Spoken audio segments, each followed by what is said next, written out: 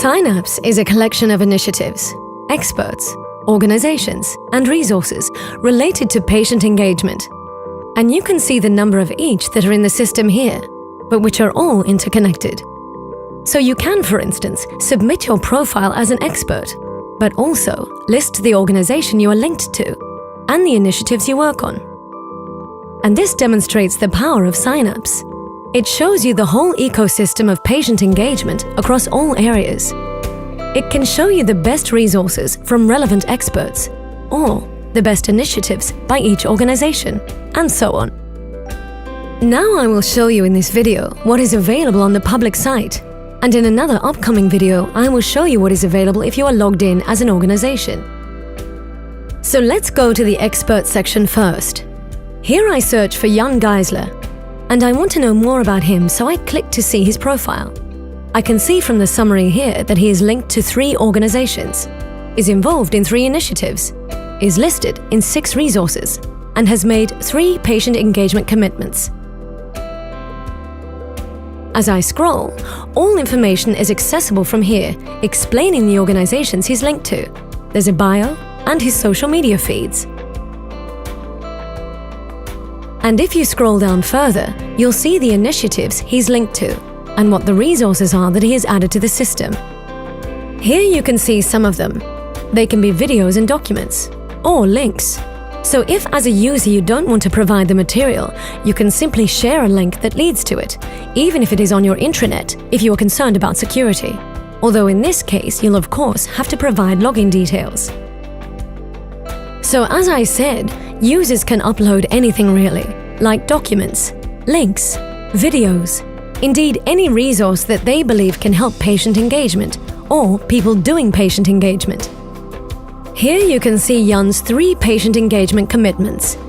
We have 3 pillars of commitments: listening, co-creating, and communicating with patients. Jan's 3 commitments are work in progress, as we see here, and he could click here to add more when he so wishes. So this is what we have in personal profiles.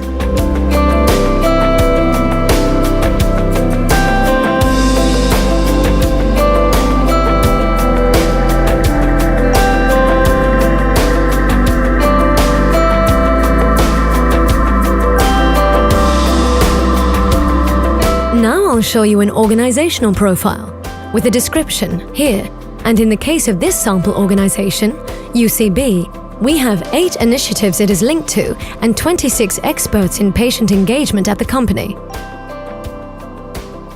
If we scroll, we see all commitments by people at UCB. And now I'll show you an initiative. Here you see the description of the initiative in question, its goals, and the problem it addresses, entered by the person who uploaded the initiative. And as usual, everything is interlinked. You can see here that the initiative is linked to people and organizations. In this case, there are no related resources, but there could be right here. Now I'll show you the resource section.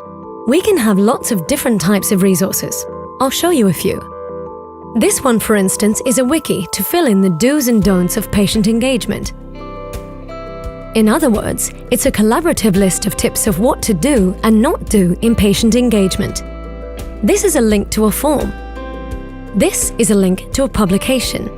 This is a toolkit for patient organizations. This is a link to a video about patient engagement.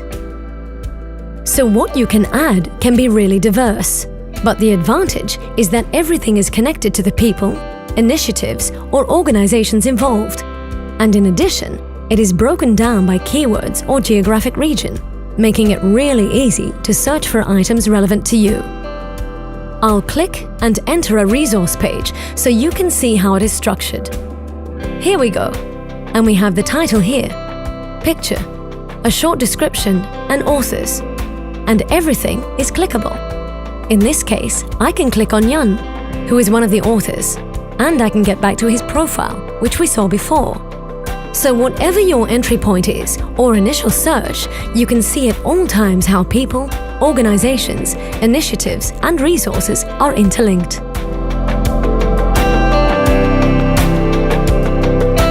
I'll show you the search functionality. Here you can search for different things, users for instance. But if you go into Initiatives, you have different filters to choose from. What type of organization is it? A pharma company? A non-profit organization?